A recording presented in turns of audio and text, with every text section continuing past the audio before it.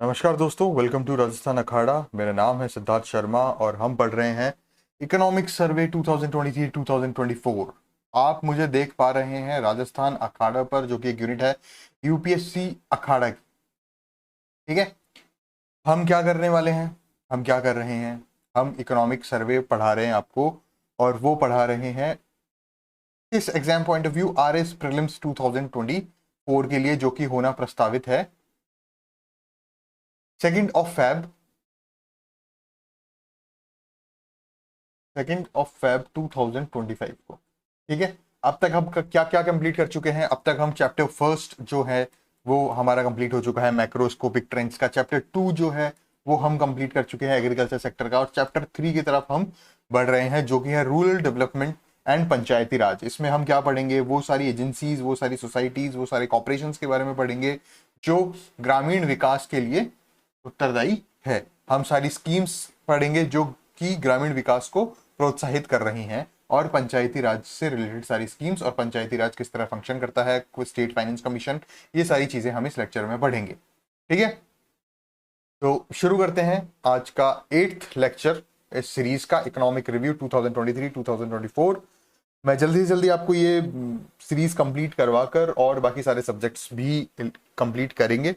Rajasthan history, current affairs भी बहुत important role play करता है आरएस प्रीलिम्स के लिए। तो ये सारी चीजें हम जल्दी से जल्दी कराने के लिए प्रतिबद्ध हैं राजस्थान अखाड़ा पर। तो शुरू करते हैं रूरल डेवलपमेंट एंड पंचायती राज।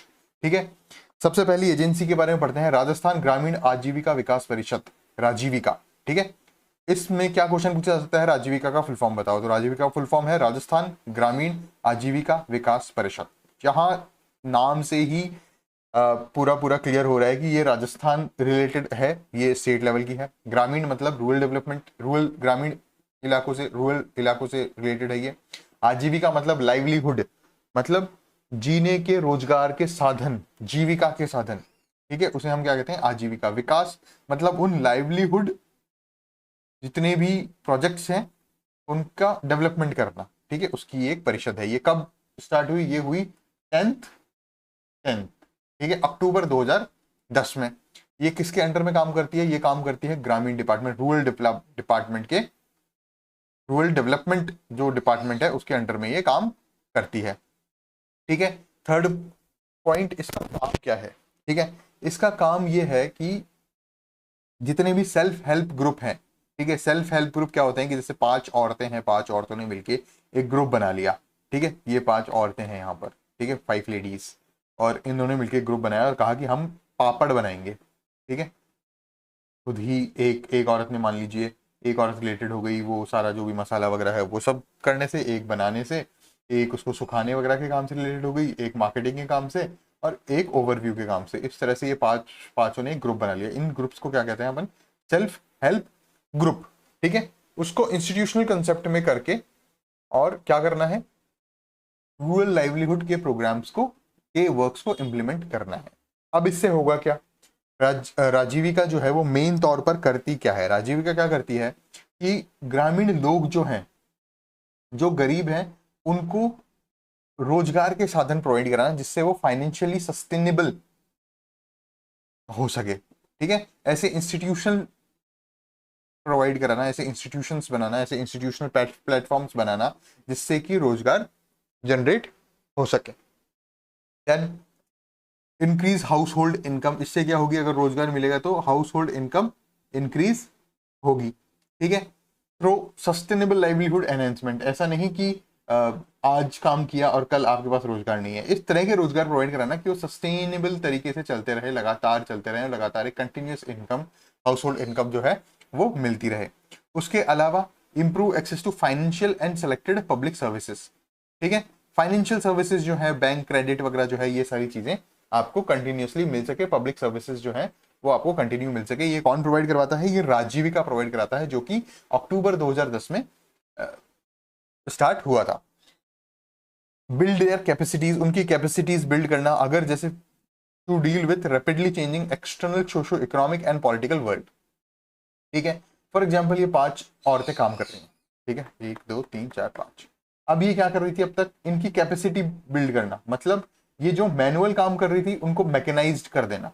ठीक है, ये जो मार्केट में डायरेक्ट ये पापड़ बेच रही थी, उनको क्या कर देना, उनको ऑनलाइन कर देना, ई मार्केटिंग कर देना। ठीक है, कि ऑनलाइन इनमें से किसी एक की ट्रेनिंग हो गई, इनकी कैपेसिटी बिल्ड कर दी गई, या इनके साथ एक और ग्रुप को, एक इंस्टीट्यूशन को लगा दिया गया जो क्या कर रहा है, उनको ऑनलाइन बिक्री उनसे करवा रहा है। तो इनकी क्या कर दी गई, कैपेसिटी बिल्ड कर गई, जिससे कैपेसिटी बिल्ड कर दी गई, जिससे क्या हुआ, जिससे इनका जो एक्सपेंशन हुआ बिजनेस का। ठीक है, अब राजीविका जो है वो दो मिशन के ऊपर सीधा सीधा काम करता है। पहला, नेशनल रूरल लाइवलीहुड मिशन। ठीक है, इसके अंतर्गत जो भी काम होंगे वो एग्जीक्यूट कौन करेगा, राजीविका करेगा। National rural economic transformation project. ठीक है, इस प्रोजेक्ट के अंडर में जो भी काम होंगे वो एग्जीक्यूट कौन करेगा, राजीविका करेगा। अब चूंकि ये दोनों चीजें नेशनल मिशन हैं, लेकिन एग्जीक्यूटिव बॉडी जो है वो राजीविका है, तो इसका जो फंड परसेंटेज हो जाएगा वो क्या हो जाएगा, जैसा कि मैंने आपको बताया कोई भी नेशनल स्कीम हो उसका फंडिंग पैटर्न 99% 60-40 होता है। ठीक है, तो यहां पर कोई भी काम जो करवाया जाएगा उसका 60% फंड्स जो है वो सेंट्रल गवर्नमेंट से आएंगे और 40% फंड्स जो है वो स्टेट गवर्नमेंट देगी। नेक्स्ट बहुत इंपॉर्टेंट स्कीम के बारे में बात करेंगे। ये इंपॉर्टेंट स्कीम जो है, इसने एक महत्वपूर्ण भूमिका निभाई है ग्रामीण जीवन को पूरी तरीके से चेंज करने के लिए। अब क्या होता है, मेन ग्रामीण जीवन का मेन जो मुद्दा है वो ये है कि बहुत ज्यादा यहां से ट्रांसफर होता है यूथ सिटीज में। ये है रूरल एरिया और ये है अर्बन एरिया।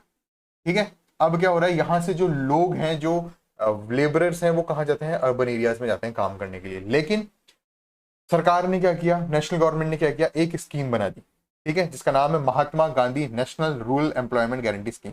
नेशनल स्कीम है, ठीक है, ऑल इंडिया लेवल की स्कीम है। रूरल स्कीम है, मतलब ग्रामीण लेवल पे है। एम्प्लॉयमेंट गारंटी मतलब रोजगार की गारंटी देती है ये कि आपको रोजगार मिलेगा ही मिलेगा।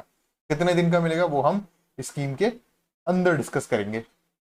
ठीक है, तो इस तरह से Mahatma Gandhi national rural employment guarantee scheme ने हर चीज जो शुरू होती है, हर चीज जो अच्छी होती है वो फाइनेंस से शुरू होती है, फाइनेंस से अच्छी होती है। ठीक है, और फाइनेंस आपको कैसे मिलेगा, बाय अ जॉब। ठीक है, तो यहां पर क्या किया गया, एम्प्लॉयमेंट गारंटी दे दी गई कि भैया ग्रामीण जीवन को अगर पूरी तरीके से बदलना है, पॉजिटिव ग्रोथ वहां पर दिखानी है, तो वहां पर जॉब अपॉर्चुनिटीज जो है वो उनकी गारंटी मिलना बहुत ज्यादा आवश्यक है। इस तरीके से ये जो स्कीम है ये बहुत ज्यादा प्रभावी साबित हुई ग्रामीण जीवन को के विकास के लिए। ठीक है, the programme aims to provide employment to rural people and thereby enhance inclusive growth. ठीक है, क्या किया, ग्रामीण जीवन को एम्प्लॉयमेंट प्रोवाइड करा दिया। It is operational in entire state में ये ऑपरेशनल हुई। The objective of the scheme is to enhance livelihood security in rural areas.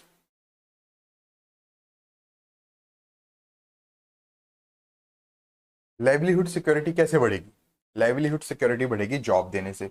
अब जॉब कितने दिनों की job, enhance livelihood security in rural areas, job कितने दिनों की। अब जॉब की भी गारंटी देनी है कि इतने दिन तो गारंटीड आपको काम मिलेगा ही मिलेगा, वो गारंटी है 100 डेज की।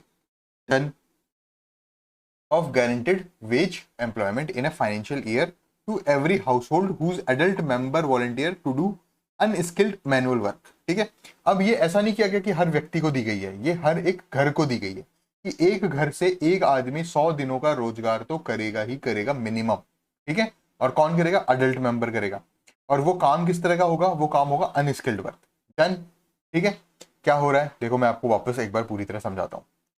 स्कीम है Mahatma Gandhi national rural employment guarantee scheme, मिल रहा है इससे एम्प्लॉयमेंट। ठीक है, ये पूरे नेशनल लेवल पे काम कर रही है और राजस्थान स्टेट में पूरे एंटायर स्टेट में काम कर रही है, सिर्फ ग्रामीण लोगों को जॉब प्रोवाइड कराने के लिए। और उसकी ये गारंटी दे रही है to enhance the livelihood security. कितने दिन की जॉब प्रोवाइड हो रही है, 100 डेज की जॉब प्रोवाइड हो रही है। किसको जॉब प्रोवाइड कराएंगे, अडल्ट मेंबर को। अडल्ट मेंबर कहाँ का, एवरी हाउस होल्ड।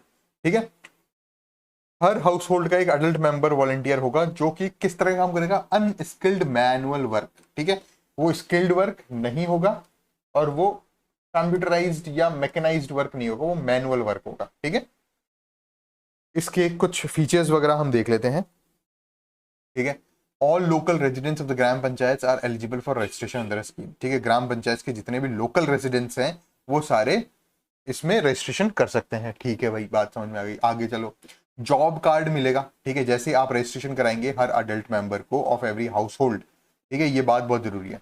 उसको क्या मिल जाएगा, एक जॉब कार्ड मिल जाएगा, उस जॉब कार्ड में फोटोग्राफ होगी, मतलब वही व्यक्ति काम कर सकता है, और वो job card free of cost मिलेगा। ठीक है, कितने दिनों में मिलेगा, 15 डेज ऑफ रजिस्ट्रेशन में। ठीक है, अब 15 डेज ऑफ रजिस्ट्रेशन करते ही, जैसे ही एप्लीकेशन आपने की वैसे ही आपको जॉब कार्ड मिल जाएगा। जॉब कार्ड मिलते ही date receipt of application for employment is provided. ठीक है, एक रिसीट आपको प्रोवाइड करवा दी। ठीक है, आपको एक जॉब कार्ड मिल गया, ठीक है, 15 डेज में, और एक रिसीट मिल गई। अब पॉइंट ये है कि इस रिसीट मिलने के 15 दिन के अंदर अंदर उस पर्टिकुलर व्यक्ति को रोजगार मिलना आवश्यक है इस स्कीम के तहत। ठीक है, guarantee of providing employment with in 15 days of application, with in 15 days of application. अगर वो 15 दिन के अंदर उसको एम्प्लॉयमेंट नहीं मिल पाता है तो स्टेट गवर्नमेंट जो है वो क्या करेगी, अनएम्प्लॉयमेंट अलाउंस देगी उसको। ठीक है, unemployment allowance is paid by the state government if employment is not provided with in 15 days of application. Done हो गई बात। ठीक है, अब चलिए मान लीजिए उसको 15 दिन के अंदर अंदर रोजगार मिल गया, तो अनएम्प्लॉयमेंट अलाउंस नहीं देना पड़ा, लेकिन उसके घर से 6 किलोमीटर दूर ये काम मिला है, यहां वो काम करने जाता है। यहाँ एक कुआं खोद रहे हैं, उस खोद में अमृत सरोवर खोद रहे हैं, मान लीजिए आप, तो सीधा प्रैक्टिकल एग्जांपल लीजिए, अमृत सरोवर है एक, और इसको बनाने का काम यहाँ पर चल रहा है, और ये इसके घर से 6 किलोमीटर दूर है।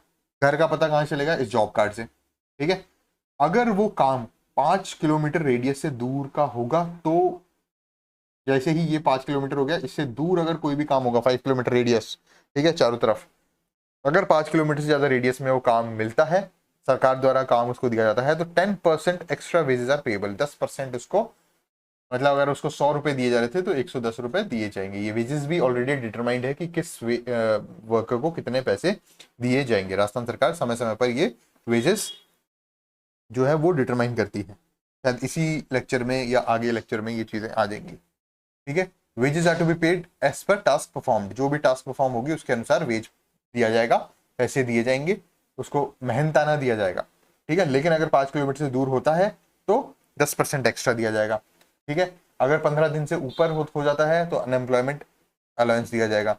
जिसे मैं बताऊं आपको, प्रीलिम्स 2023 में एक क्वेश्चन आया था, ये तो महात्मा गांधी ग्रामीण आज वो मिशन है, रोजगार मिशन है, गारंटी मिशन, लेकिन इसके तहत एक और शहरी रोजगार मिशन भी चलाया गया था, और उसमें ये क्वेश्चन था कि कितने दिन के अंदर अंदर रोजगार दिया जा सकता है, ये स्टेटमेंट थी, और उसमें 30 डेज लिखा हुआ था, तो 30 डेज गलत है। तो इसी तरह का क्वेश्चन यहां से भी पूछा जा सकता है कि Mahatma Gandhi national rural employment guarantee scheme के तहत कितने दिनों के अंदर रोजगार प्रोवाइड किया जा सकता है, तो 15 दिनों के अंदर, 5 किलोमीटर रेडियस के अंदर, 10% एक्स्ट्रा वेजेस अगर वो 5 किलोमीटर रेडियस से बाहर है तो। ठीक है, अब वर्क साइट की कंडीशन क्या होनी चाहिए, वर्क साइट की कंडीशन ये होनी चाहिए कि ड्रिंकिंग वाटर मिलना चाहिए, शेड मिलना चाहिए, फर्स्ट एड किट होना चाहिए, क्रैच फैसिलिटीज वगैरह होनी चाहिए बच्चों के लिए। ठीक है, ये मैंडेटरी है। ग्राम सभा is the primary authority to identify the works and to prepare annual action plan. अब ग्राम सभा क्या है, ग्राम सभा किसी ग्राम पंचायत में रहने वाले सभी वोटिंग करने वाले जितने भी मेंबर्स हैं उन सबके कलेक्शन से क्या बनती है, ग्राम सभा बनती है। 18 साल से ऊपर के जितने भी लोग जो रेसिडेंट ऑफ ए ग्राम पंचायत हैं वो कंस्टिट्यूट करते हैं ग्राम सभा को। ठीक है, कॉन्ट्रैक्टर यहां पर अलाउड नहीं होंगे, direct government and direct labours. Labour displacing machinery allowed, no contractors and labour displacing machinery is allowed. ठीक है, कॉन्ट्रैक्टर्स अलाउड नहीं होंगे और लेबर डिस्प्लेसिंग मशीनरी अलाउड नहीं होगी। सोशल ऑडिट होगी ग्राम सभा के द्वारा। ग्राम सभा मैंने आपको बता ही दिया क्या होता है। ठीक है, जितने भी 18 साल से प्लस लोग हैं वो सारे ग्राम सभा को कॉन्स्टिट्यूट करते हैं अगर वो एक परमानेंट रेसिडेंट है of A gram panchayat. Social audit क्या होती है, ये क्वालिटेटिव ऑडिट होती है, इसमें नंबर्स नहीं देखे जाते, इसमें इस तरह से पता कराया जाता है कि ग्राम सभा के लोगों द्वारा ये पूछा जाता है कि रिव्यू लिया जाता है कि जो काम करवाया गया है वो उसकी क्वालिटी कैसी है, वो कितना काम में आ रहा है और वो सारी चीजें कैसी हो रही है। जो सोशल ऑडिट सबसे पहले स्टार्ट हुई जो पंचायती राज एक्ट में ही सबसे पहले सोशल ऑडिट का नाम लिया गया। ठीक है, अपनी जो नॉर्मल ऑडिट होती है वो तो क्वांटिटेटिव ऑडिट होती है कि भैया 100 रुपए यहाँ से बजट मिला और 100 रुपए यहाँ पर खर्च हुआ। ठीक है, ये हुआ क्वांटिटेटिव ऑडिट। ठीक है, कि ये सब कुछ बाय रूल हुआ, क्या सैंक्शन वगैरह थी या नहीं थी, वर्क ऑर्डर था नहीं था, वो सारी चीजें यहाँ पर देखी जाती है। लेकिन सोशल ऑडिट में क्या जाता है कि impact of that particular work, ये जो 100 रुपए यहाँ पर खर्च हुए, ये 100 रुपए का ग्राउंड पे इम्पैक्ट क्या रहा, वो चीजें डायरेक्ट ग्राम सभा से पूछी जाती है। जो वेज पेमेंट है वो कहाँ से होगा, बैंक से होगा या पोस्ट ऑफिस से होगा। ठीक है, ग्राम सभा is empowered for monitoring the progress and quality of work, Gram Sabha बताएगी। ठीक है, effective grievance redressal mechanism case में है कि कोई भी शिकायत वगैरह करनी है तो आप यहाँ कर सकते हैं। आगे आते हैं, नेक्स्ट हमारी स्कीम है chief minister rural employment guarantee scheme. ठीक है, अब चीफ मिनिस्टर है तो मतलब ये राजस्थान स्टेट से रिलेटेड स्कीम है, सिर्फ राजस्थान स्टेट के अंदर ही चल रही है। रूरल एम्प्लॉयमेंट गारंटी स्कीम मतलब ग्रामीण एम्प्लॉयमेंट रोजगार देने के लिए गारंटी दी गई है।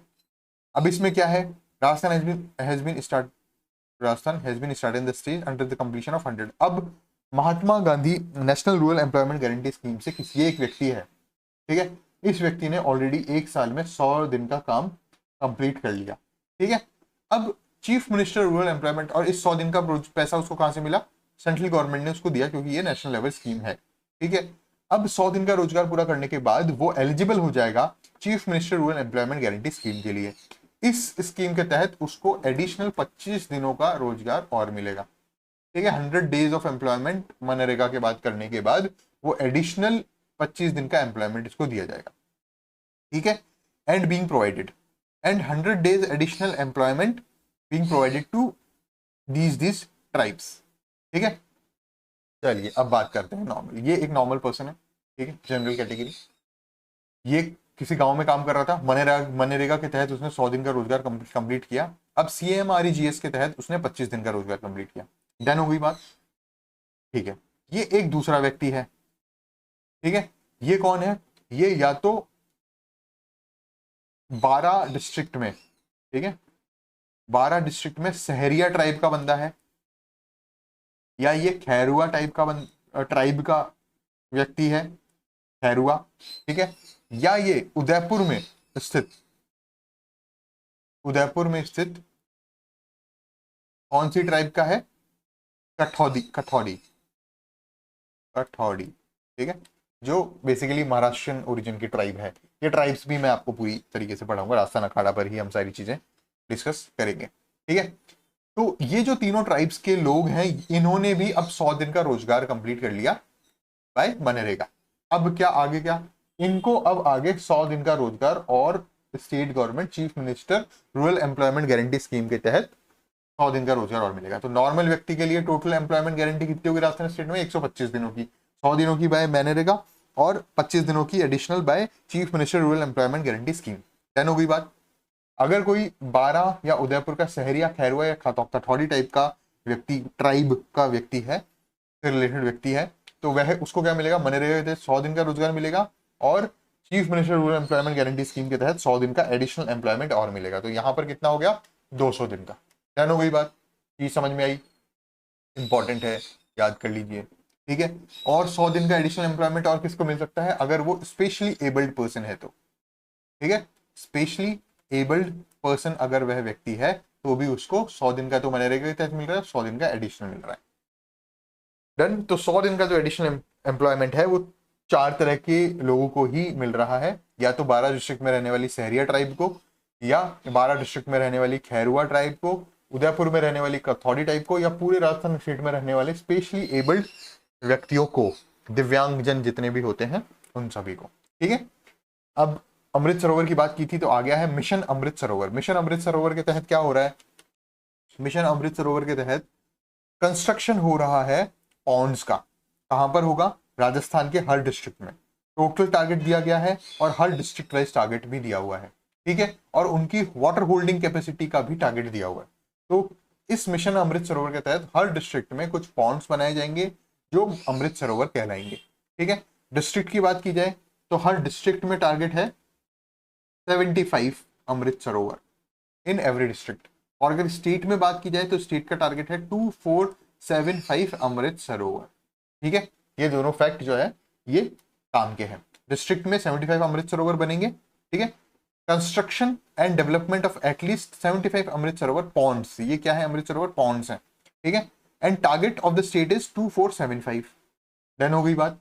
क्या बना रहे हैं हम, पॉन्ड्स बना रहे हैं, जिन पॉन्ड्स का नाम क्या है, ठीक है, अमृत सरोवर। डिस्ट्रिक्ट का टारगेट 75 अमृत सरोवर पर डिस्ट्रिक्ट, ठीक है, और स्टेट का टारगेट 2475 पर डिस्ट्रिक्ट, ठीक है। अब उनका जो पॉन्डेज एरिया होगा, ठीक है, अमृत सरोवर का, वो मिनिमम कितना होना चाहिए?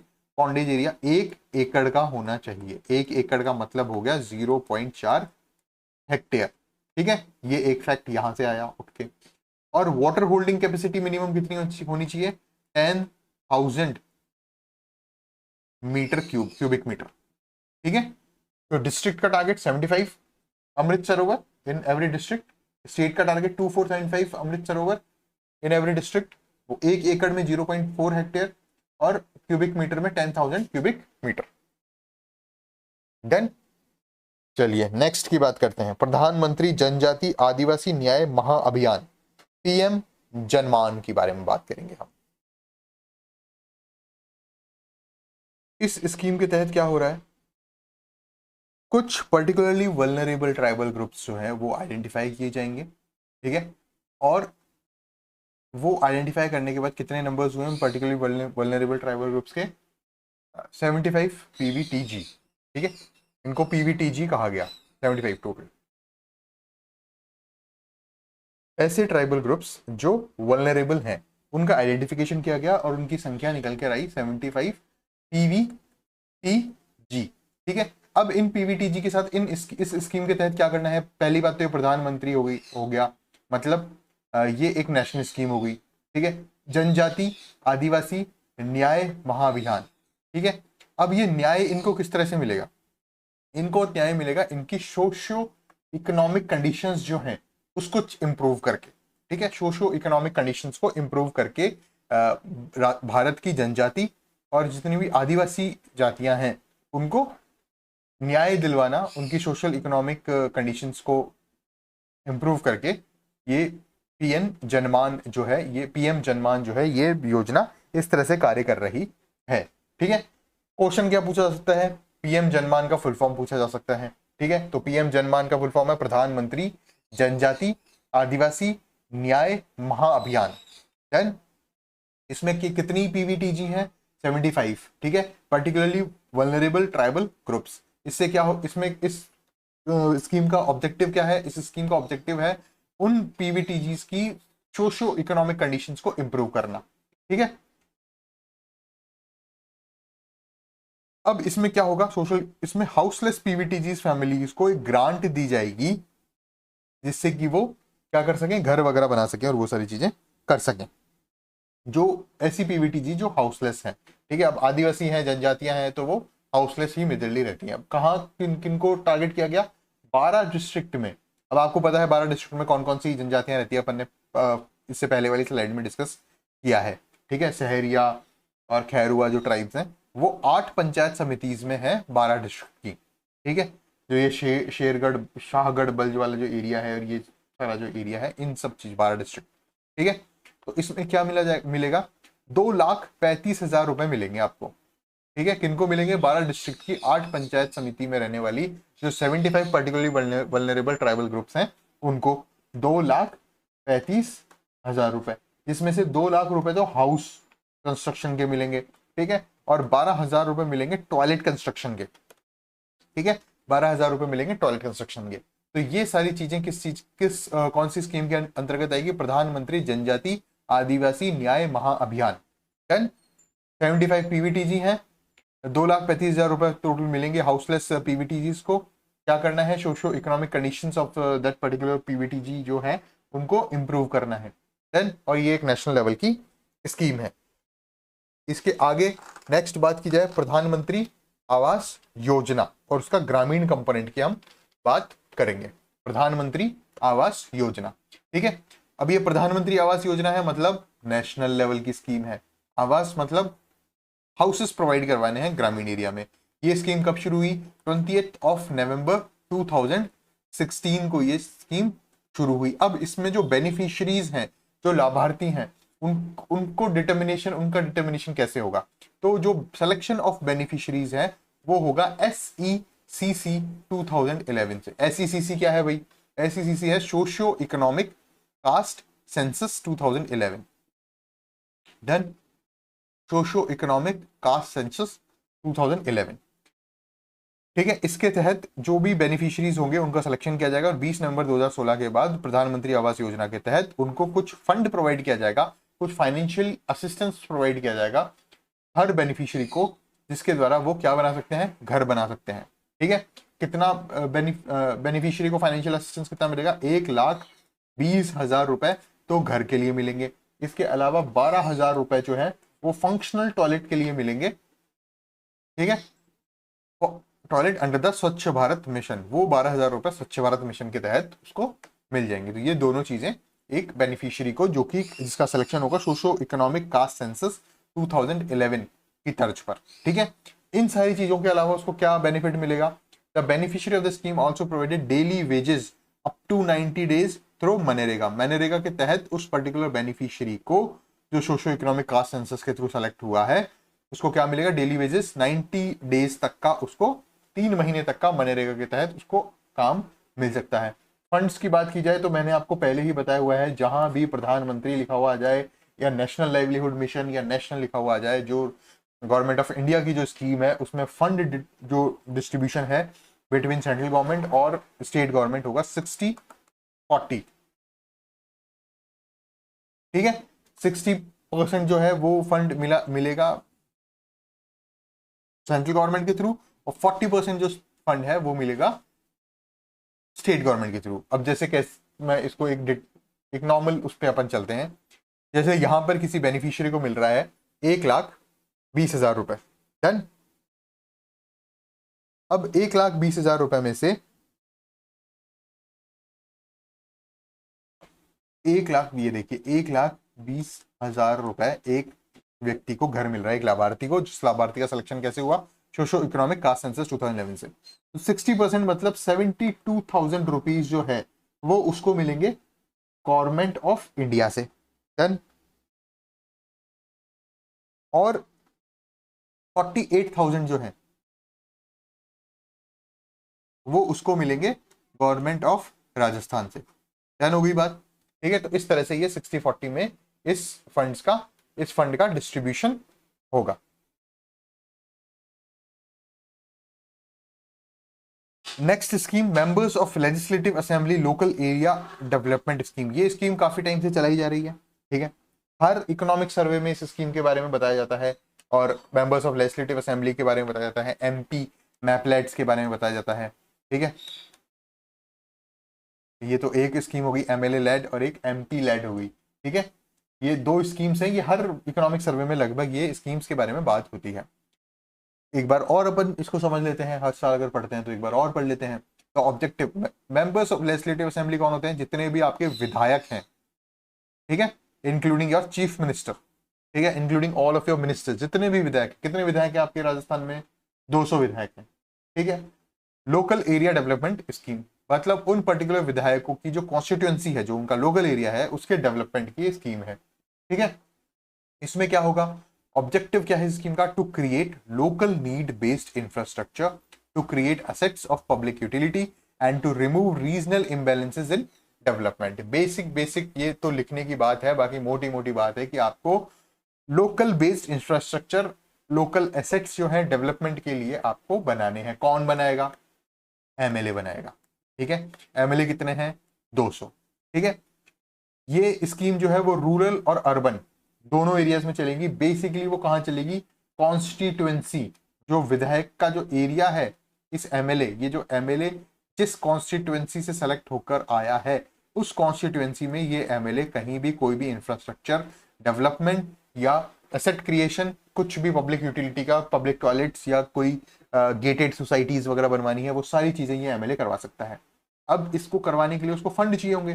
फंड कितना मिलेगा, फंड एमएलए को मिलेगा 5 करोड़ रुपए पर ईयर का मतलब हो गया 5 साल के लिए एक एमएलए रहता है तो 25 करोड़ एक एमएलए को मिलेगा।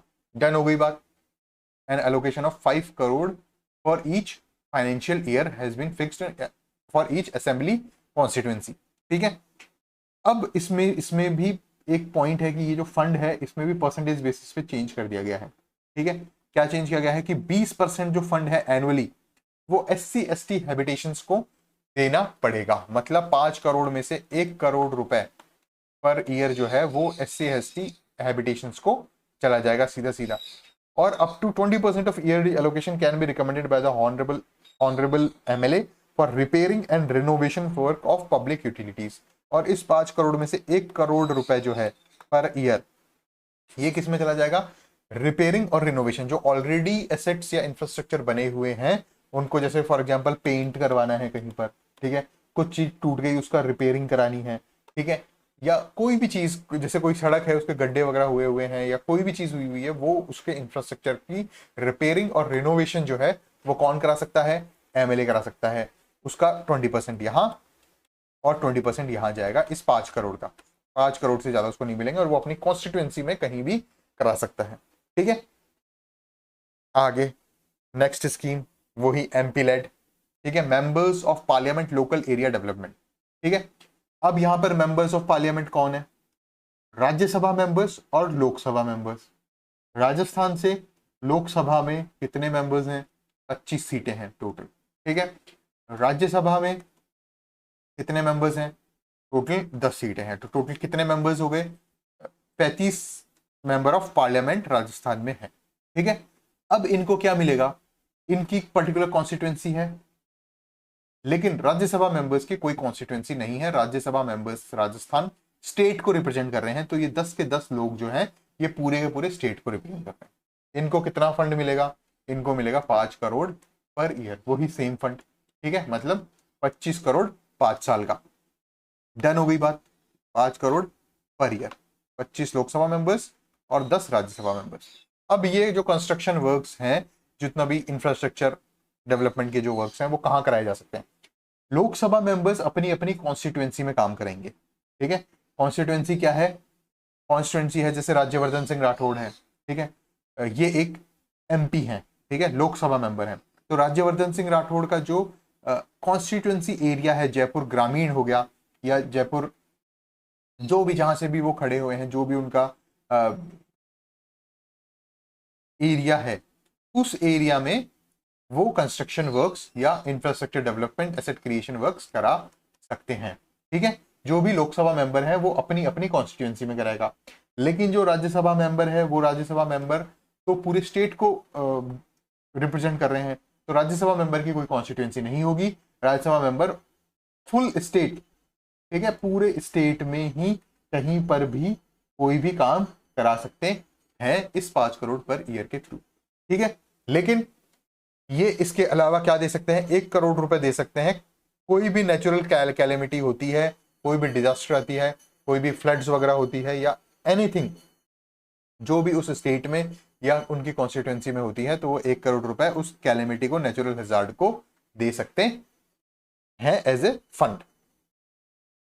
अब बात करते हैं नेक्स्ट स्कीम की, जो कि है मेवात एरिया डेवलपमेंट प्रोग्राम।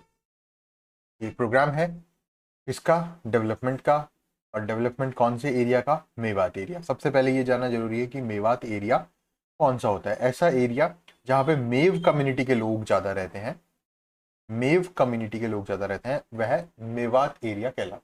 पहले ये मेवात होता था अलवर एंड भरतपुर। ठीक है, अब जब ये थोड़ा डिस्ट्रिक्ट्स वगैरह चेंज हो गए हैं, जो 33 थे वो 50 हो चुके हैं, तो अब क्या क्या आते हैं? 14 ब्लॉक्स आते हैं इसमें। पहले भी 14 ब्लॉक्स आते थे ऑफ अलवर भरतपुर, लेकिन अब 14 ब्लॉक्स आते हैं अलवर के। ठीक है, दूसरा डिस्ट्रिक्ट है खैरतल तिजारा, और थर्ड डिस्ट्रिक्ट है डीक।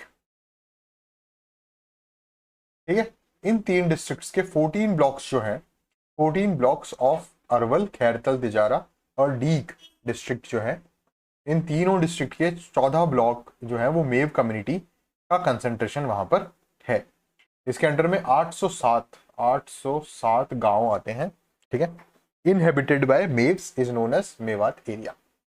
ठीक है, ये दो, पहला क्वेश्चन क्या हो गया? मेवात एरिया 14 डिस्ट्रिक्ट कौन कौन से हो गए, ये गांव कितने हो गए? 807। कब शुरू किया गया था? ये शुरू किया था 1986 1987 में, 1986 1987 में। ठीक है, करना क्या है यहाँ पे? Order to develop this area, area का डेवलपमेंट करना है। ओवरऑल डेवलपमेंट, 3 डायमेंशनल डेवलपमेंट, ठीक है।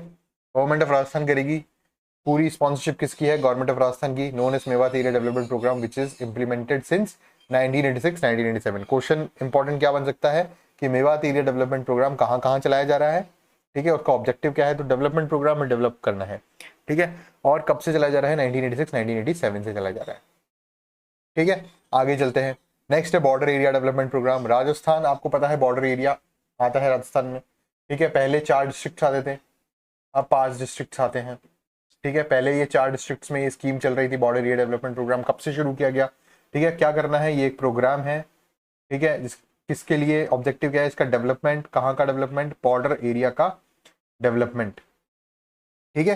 तो बॉर्डर एरिया का डेवलपमेंट कैसे होगा, एरिया का डेवलपमेंट कैसे होगा, ठीक है। सबसे पहले तो मतलब 3 डायमेंशनल डेवलपमेंट करना है हमें, जो भी चीजें हो सकती है, लाइवलीहुड, इंफ्रास्ट्रक्चर हो गया, अब बॉर्डर एरिया है तो यहाँ पे इंफ्रास्ट्रक्चर के साथ सिक्योरिटी भी आ जाएगी, ठीक है, बैलेंस डेवलपमेंट ऑफ बॉर्डर करना है, ठीक है, इंफ्रास्ट्रक्चर डेवलपमेंट सिक्योरिटी के हिसाब से डेवलपमेंट करना है, ऐसा भी नहीं हो कि सिक्योरिटी ब्रीच हो जाए या वो कॉम्प्रोमाइज नहीं होनी चाहिए, ठीक है। अब ये कब स्टार्ट कब हुआ, क्वेश्चन सबसे अच्छा बनता है 7th 5 ईयर प्लान से ये स्टार्ट हुआ। 7th 5 ईयर प्लान कब शुरू हुआ था, ये हुआ था 1985 से लेकर 1990 तक 7th 5 ईयर प्लान चला था, मतलब 1985 से ये स्कीम शुरू हो गई थी। कितने ब्लॉक्स आते हैं, 16 ब्लॉक्स आते हैं। कितने डिस्ट्रिक्ट आते हैं, पहले 4 आते थे, अब 5 आते हैं। 5 कौन कौन से आते हैं, बाड़मेर पहले भी था, बीकानेर पहले भी था, श्रीगंगानगर पहले भी था, जैसलमेर पहले भी था, नया जो डिस्ट्रिक्ट आया है वो अनूपगढ़ है, ठीक है। बाड़मेर, बीकानेर, श्रीगंगानगर, जैसलमेर और अनूपगढ़ में बॉर्डर एरिया डेवलपमेंट प्रोग्राम चलाया जा रहा है 7th 5 ईयर प्लान से, इंफ्रास्ट्रक्चर डेवलपमेंट के लिए और सिक्योरिटी डेवलपमेंट के लिए।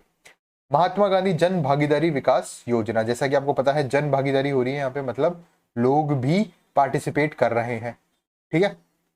विकास योजना मतलब डेवलपमेंट स्कीम है। डन। कब से शुरू की गई, फरवरी 2020 से शुरू की गई। किस तरह शुरू की गई भाई, पहले इस स्कीम का नाम था गुरु गोवलकर जन भागीदारी विकास योजना, और फरवरी 2020 में क्या किया गया, इसको रिनेम कर दिया गया महात्मा गांधी जन भागीदारी विकास योजना के नाम से, ठीक है। तो ये कब नाम चेंज किया गया, फरवरी 2020 में, ठीक है। पहले क्या नाम था, गुरु गोवलकर जन भागीदारी विकास योजना, अब नाम क्या कर दिया गया, महात्मा गांधी जन भागीदारी विकास योजना। ऑब्जेक्टिव क्या है इस स्कीम का, टू एंश्योर पब्लिक पार्टिसिपेशन। जन भागीदारी नाम से ही चीज शुरू हो रही है, प्रूव हो रही है कि पब्लिक पार्टिसिपेशन करना है।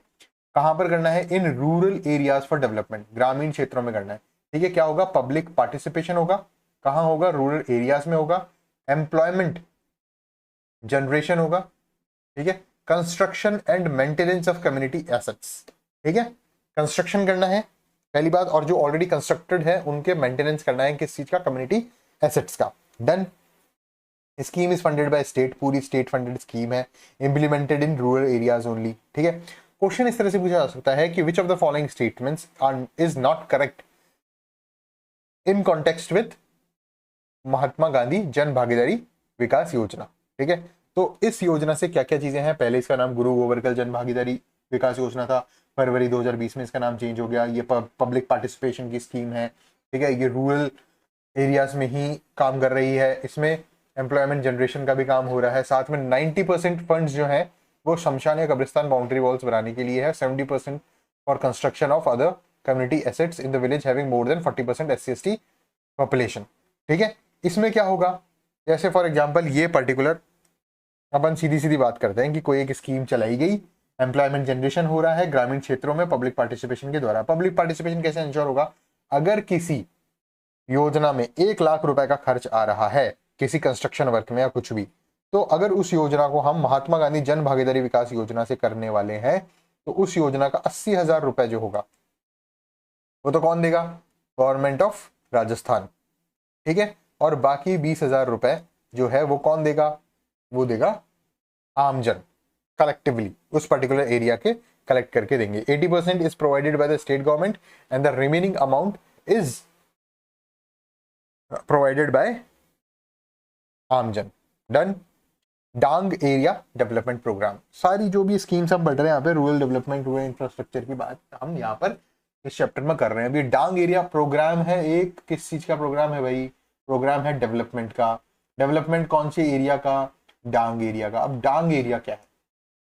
ठीक है, जैसे हमने पढ़ा मेवात एरिया, ठीक है, बॉर्डर एरिया, वैसे डांग एरिया क्या है? डांग एरिया होता है कि उत्खात भूमि जो होती है, ठीक है, जहां जहां से चंबल बह रही है, ठीक है, तो वो क्या होती है? इरोजन करती है, बहुत डीप इरोजन करती है, तो वहां पे उत्खात भूमि बन जाती है। Ravines and gorge affected areas infested by dacoits is known as Dang area. ठीक है, आप सीधी सीधी बात ये कर लीजिए कि जहां से भी चंबल बह रही है ना, चंबल के आसपास का एरिया, वो डांग एरिया है। ठीक है, ये बैकवर्ड एरिया होते हैं और यहाँ पर इन्वेस्टमेंट की जरूरत होती है। ठीक है, इन्वेस्टमेंट किसके लिए? इंफ्रास्ट्रक्चर फैसिलिटीज को डेवलप करने के लिए। ठीक है, ये योजना कब से शुरू की गई? ये योजना शुरू की गई 2005 2006 से। ये इंपॉर्टेंट क्वेश्चन है। डांग एरिया क्या होता है, ये इंपॉर्टेंट है। कब से ये शुरू की गई, ये इंपॉर्टेंट है, 2005-06। अब इसमें 2192 विलेजेस आ रहे हैं ऑफ 9 डिस्ट्रिक्ट्स। 9 डिस्ट्रिक्ट कौन से हैं? सवाई माधोपुर, गंगापुर सिटी, करौली, धौलपुर, बारा, झालावाड़, भरतपुर, कोटा और बूंदी। डन हो गई बात।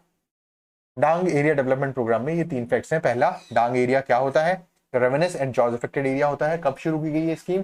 2005-2006 में शुरू की गई ये स्कीम। इसके अंदर कितने विलेजेस आ रहे हैं? 2192 विलेजेस आ रहे हैं। कितने डिस्ट्रिक्ट आ रहे हैं? 9 डिस्ट्रिक्ट आ रहे हैं। और मेजरली वो डिस्ट्रिक्ट ये हैं, और ये वो डिस्ट्रिक्ट हैं जहां से चंबल बहती है। ठीक है, ये आप याद कर सकते हैं। ठीक है, तो करौली, देखो मैं सीधी सीधी बात बताता हूँ कि सवाई माधोपुर, करौली, भरतपुर, गंगापुर सिटी और धौलपुर, ये तो इस साइड के एरिया गए। ठीक है, कोटा, बूंदी, बारा, झालावाड़, ये 4 हड़ौती साइड के एरिया गए। ठीक है, तो ये इस तरह से 4 और 4 8 जो एरियाज हैं ये हमने कर दिए। ठीक है, कौन कौन से भाई? 9 है, तो 9 में 4 तो इस तरफ के हैं, 4 इस तरफ के हैं, और ये जो 4 थे ये अब क्या हो चुके हैं? 5। तो टोटल 9 हो गए। 4 कौन कौन से हो गए? कोटा, मैं आपको याद भी अभी कराता हूँ, बूंदी, बारा, झालावाड़। ये किस तरफ के एरिया हैं? ये हाड़ौती साइड के डिस्ट्रिक्ट्स हैं दोनों। ठीक है, अब बाकी पूर्वी राजस्थान, ईस्टर्न राजस्थान का सबसे पहले आ गया भरतपुर। ठीक है, फिर आ गया करौली। अपन पढ़ते हैं ना, ABCD पढ़ते हैं अपन। ठीक है, पूर्वी राजस्थान के ABCD, अलवर, भरतपुर, करौली, धौलपुर। तो वहां से भरतपुर आ गया, फिर करौली आ गया, धौलपुर आ गया। अब धौलपुर लिख दो, धौलपुर। फिर आ गया सवाई माधोपुर, और फिर आ गया गंगापुर सिटी। डन। तो ये पूरे यहाँ पर 9 एरियाज हो गए। ठीक है, अब आते हैं मगरा एरिया डेवलपमेंट प्रोग्राम। क्या स्कीम है? डेवलपमेंट प्रोग्राम है, विकास परियोजना है। कौन से एरिया की? मगरा एरिया की। अब मगरा एरिया क्या है? मगरा एरिया वो एरिया है जहां पर ट्राइबल एरिया डेवलपमेंट प्लान में जो एरिया नहीं शामिल किया गया है, central southern part of Rajasthan. मान लीजिए अगर ये राजस्थान है, ये अपन मान रहे हैं, तो जो बीच का लगभग ये जो एरिया है, आप अगर इसको मैप के शेप में लेते हैं, तो जो बीच का जो एरिया है ना राजस्थान का, ये बीच का एरिया मगरा एरिया कहलाता है। अब इंपॉर्टेंट बात ये है कि इसमें डिस्ट्रिक्ट्स कौन कौन से हैं। ठीक है, Magra area development programme, central southern part. ठीक है, central southern part of Rajasthan surrounded by hills. ये हिल से सराउंडेड है। ठीक है, अरावली की छोटी छोटी पहाड़ियां चारों तरफ है। ब्यावर, जो कि पहले भीलवाड़ा का ही पार्ट था। ठीक है, तो ये हो गया ब्यावर। दूसरा होगा भीलवाड़ा, पाली, चित्तौड़गढ़, राजसमंद। टोटल 5 डिस्ट्रिक्ट्स जो हैं, वो 5 डिस्ट्रिक्ट्स आ रहे हैं मगरा एरिया में। ठीक है, और ये 5 डिस्ट्रिक्ट्स वो हैं जो कि कवर्ड नहीं है ट्राइबल एरिया डेवलपमेंट में, लोकली नोन एज मगरा। ठीक है, डेवलपमेंट रिसोर्सेज जो है वो पुअर है, उनका मतलब इंफ्रास्ट्रक्चर डेवलपमेंट और इन्वेस्टमेंट वगैरह, वो सारी चीज़ें जो पुरानी स्कीम्स में हमने पढ़ी है, वही सारी चीज़ें यहाँ पर काम में आएंगी। लैंड से रिलेटेड, वाटर से रिलेटेड, एनिमल से रिलेटेड। कब शुरू की गई है? वही 2005-2006 में स्टार्ट की गई मगरा एरिया डेवलपमेंट प्रोग्राम। ठीक है, कितने विलेज में? 1746 विलेजेस। Done, 1746 villages. एक्टिविटीज कौन कौन सी हो रही है इसमें? वाटरशेड डेवलपमेंट हो रहा है, माइनर इरिगेशन हो रहा है, एनिमल हस्बेंड्री, ड्रिंकिंग वाटर। ठीक है, सिंचाई के साधन का पानी तो जरूरी है ही, साथ में पीने योग्य पानी। ठीक है, पोर्टेबल वाटर। एजुकेशन, शिक्षा संबंधी development, electrification, health, road construction, ये सारे काम जो है वो मगरा एरिया डेवलपमेंट प्लान के तहत किए जाने प्रस्तावित हैं, जो कि शुरू हुई थी 2005-6 में, जो 5 डिस्ट्रिक्ट्स में ब्यावर, भीलवाड़ा, पाली, ठीक है, पाली, चित्तौड़गढ़ और राजसमंद, इन 5 डिस्ट्रिक्ट्स में चलाई जा रही है। जो 5 डिस्ट्रिक्ट्स में कितने गांव हैं? 1746 गांव हैं, ठीक है। ये हमने यहां तक कर लिया। आगे चलते हैं, बायोफ्यूल अथॉरिटी की बात कर लेते हैं अब, ठीक है। बायोफ्यूल अथॉरिटी क्या है? बायोफ्यूल अथॉरिटी शुरू की गई 2007 में, ठीक है। ये अथॉरिटी क्या करती है? इसने एक स्कीम, एक पॉलिसी लॉन्च की है, अनाउंस की है, जिसका नाम है स्टेट बायोफ्यूल पॉलिसी, कि किस तरह से बायोफ्यूल का यूज करना चाहिए, कितने इंसेंटिव मिलेंगे, क्या क्या चीजें उसमें सब्सिडी मिलेगी, और वो सारी चीजें स्टेट बायोफ्यूल पॉलिसी के अंदर है। अब राजस्थान में क्या है? वास्ट पोटेंशियल है production of biofuel through the cultivation of Ratanjot, ठीक है। अब ऐसा नहीं है कि सिर्फ रतन जोत ही बायोफ्यूल प्रोवाइड करवाता है, ठीक है। यहां पर आता है रतन जोत, ठीक है। करंज, करंज भी एक फसल है जिससे बायोफ्यूल हमें मिलता है। करंज, नीम से बायोफ्यूल मिलता है, ठीक है। और महुआ, महुआ, ठीक है। तो एग्जाम में ये क्वेश्चन पूछा जा सकता है कि दिए गए 5 फसलों में से कौन सी फसल ऐसी है जो बायोफ्यूल नहीं देती है? तो रतन जोत आता है, तो वो है। करंज है, बायोफ्यूल देती है, जनरेट करती है, प्रोड्यूस करती है बायोफ्यूल, ठीक है। नीम और महुआ, इसमें से मोस्ट इंपॉर्टेंट रतन जोत यहां पर की गई है, ठीक है। And other equivalent non edible oil seed crops in the barren land of the state, मतलब रतन जोत and other equivalent non edible. तो ये अदर इक्वलेंट जो नॉन एडिबल हुआ, ये क्या हुए? नीम और महुआ। रतन जोत, करंज, नीम और महुआ, ये बायोफ्यूल जनरेट करते हैं। बायोफ्यूल अथॉरिटी जो कि शुरू हुई थी 2007 में, बायोफ्यूल से रिलेटेड उनके प्रोडक्शन, उनकी कल्टीवेशन, प्रोसेसिंग, हर चीज का काम जो है वो बायोफ्यूल अथॉरिटी 2007 देख रही है। नेक्स्ट स्कीम, ठीक है। ये कब स्टार्ट की गई? सबसे पहला क्वेश्चन 2016 में स्टार्ट की गई, ठीक है, 2016, ठीक है। और ये है ना, Rajasthan wasteland development board has been renamed as wasteland and pasture development board in the year 2016, ठीक है। ये हो गया। ऑब्जेक्टिव क्या है? Development of wasteland and pasture of the state, ठीक है। और wasteland and pasture development board were reconstituted in 11th of February 2022, 11th Feb 2022 में ये हुआ। अब ये क्या है? इस बार वाले इकोनॉमिक सर्वे में मुझे पता नहीं क्यों ये इतना सा एक पैराग्राफ देके छोड़ दिया, जबकि पिछले वाले जो इकोनॉमिक सर्वे था 22-23 का, उसमें ये जहां भी वेस्टलैंड ज्यादा है उसके डिस्ट्रिक्ट्स के नाम भी लिखे हुए थे, ठीक है। तो वो चीजें भी एक पॉइंट था, लेकिन इस बार नहीं दिया हुआ। तो हो सकता है एग्जामिनर पूछे, क्वेश्चन बनाए नहीं बनाए, क्योंकि एग्जामिनर के पास तो यही कॉपी रहेगी। लेकिन फिर भी वेस्टलैंड और पेशर डेवलपमेंट का जो बोर्ड था वो सबसे ज्यादा काम करता था जैसलमेर, बाड़मेर, ठीक है, जैसलमेर, बाड़मेर, बीकानेर और गंगानगर, श्री गंगानगर। ये एडिशनल इन्फो जो लास्ट इकोनॉमिक सर्वे में थी उससे मैं आपको बता रहा हूँ। उसके बाद आता है सांसद आदर्श ग्राम योजना। सांसद मतलब मेंबर ऑफ पार्लियामेंट, आदर्श मतलब आइडियल ग्राम योजना बनानी है आपको, ठीक है। होलिस्टिक डेवलपमेंट करना है किसका? किसी भी ग्राम पंचायत का। मेन ऑब्जेक्टिव क्या है? मेन ऑब्जेक्टिव है स्टैंडर्ड ऑफ लिविंग को बढ़ाना, इंप्रूव करना, और quality of life of all the population, all the sections of the population को इंक्रीज करना इन विलेजेस। एक बेसिकली एक ट्रांसफॉर्मेशन स्टार्ट करना, एक प्रोसेस को ट्रिगर करना, जिससे कि एक पर्टिकुलर ग्राम पंचायत जो है वहां पर होलिस्टिक डेवलपमेंट हो, 3 डायमेंशनल डेवलपमेंट हो। देन आगे पंचायती राज की बात हम करते हैं। पंचायती राज आपको पता है 3rd tier of government in rural areas, ठीक है। तो ये कब शुरू हुई राजस्थान में? सबसे पहले शुरू हुई 2 अक्टूबर 1959 में नागौर से, ठीक है। ये नागौर से शुरू हुई 2 अक्टूबर 1959, ठीक है। जब ये यहाँ पर स्टार्ट हुई तब इसका कॉन्स्टिट्यूशनल स्टेटस कुछ नहीं था, 0 था। कॉन्स्टिट्यूशन में पंचायती राज की बात नहीं की गई थी, और अगर की गई थी तो वो डायरेक्टिव प्रिंसिपल में की गई थी, कोई सॉलिड कॉन्स्टिट्यूशनल प्रोविजन यहाँ पर नहीं था। लेकिन बाद में 24 अप्रैल 1993 को यूनिफॉर्मली ये चीज लागू हुई। 24 अप्रैल 1993, ठीक है। लैंडमार्क डे ने कॉन्स्टिट्यूशनल स्टेटस मिला पंचायती राज इंस्टीट्यूशन को और इसे थर्ड स्ट्रेटम ऑफ गवर्नेंस बनाया गया, ठीक है। To fulfil the directive principles of the state policy. Directive principle कौन सा? 40।